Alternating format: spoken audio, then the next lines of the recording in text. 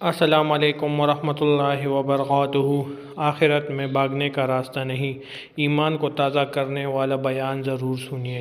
جزاک اللہ، ماشاء اللہ۔ اور اس دنیا میں ایک امتحان یہ ہے کہ انسانیت کو اللہ جل شانہ نے ہر قسم کے دلائل دے کر کہ سوائے عنادی آدمی، متکبر آدمی جو اپنے تکبر پر برقرار ہی رہتا ہے اور جو ضد اور عناد پر نفس کو رب مان کر، نفس کو الہ مان کر زندگی گزارتا ہے اور ہر موقع پر اللہ کی طرف سے یہ ایک متوجہ کیا جاتا ہے، واپس آ جاؤ، واپس آ جاؤ، واپس آ جاؤ۔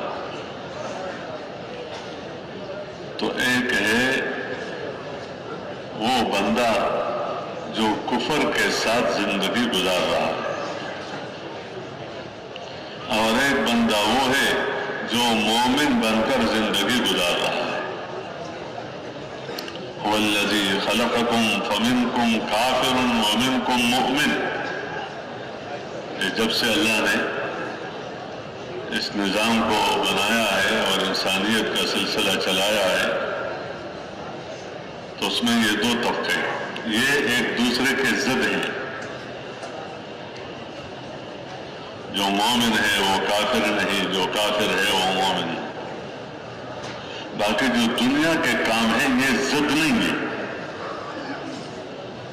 مسلمان ہے، تاجر ہے، مسلمان ہے، حضور صلی اللہ علیہ وسلم کے دین کا محنتی ہے، زمیندار ہے، مسلمان ہے، مزدور ہے، مسلمان ہے، حاکم ہے، مسلمان ہے، بیوی بچوں والا ہے، مسلمان ہے اور یہ کاروبار کرنے والا ہے۔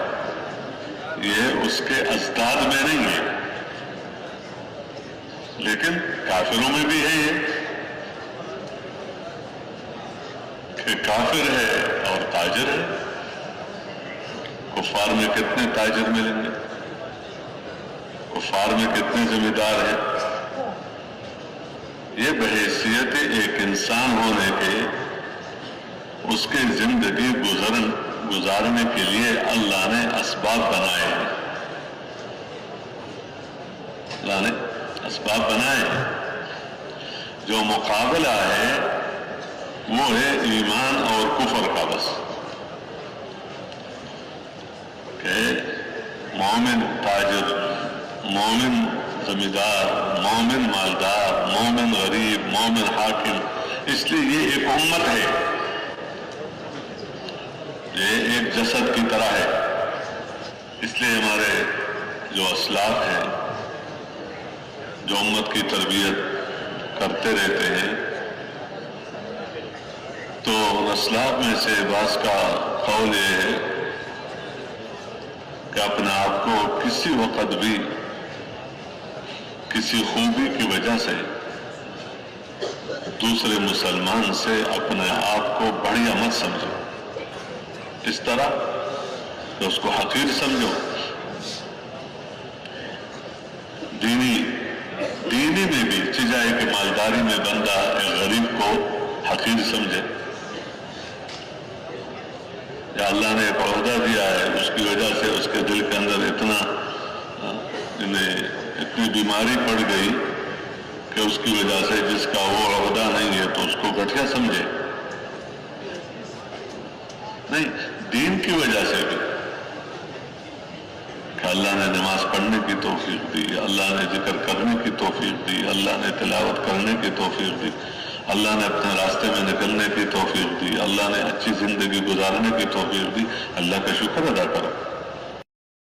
تو میرے بھائیوں بزرگوں، جس طرح آپ لوگوں نے یہ پیاری کارگزاری سنی، چھوٹی سی ہے مگر بہت ہی ضروری ہے، تو آپ لوگوں کو اور ہم سب لوگوں کو چاہیے کہ ہم اس پر عمل کریں اور آخرت میں اپنی جگہ بنائے۔ اگر آپ لوگوں کو یہ بیان اچھا لگا تو ہمارے چینل کو لائک سبسکرائب کیجیے۔ جزاک اللہ، ماشاء اللہ۔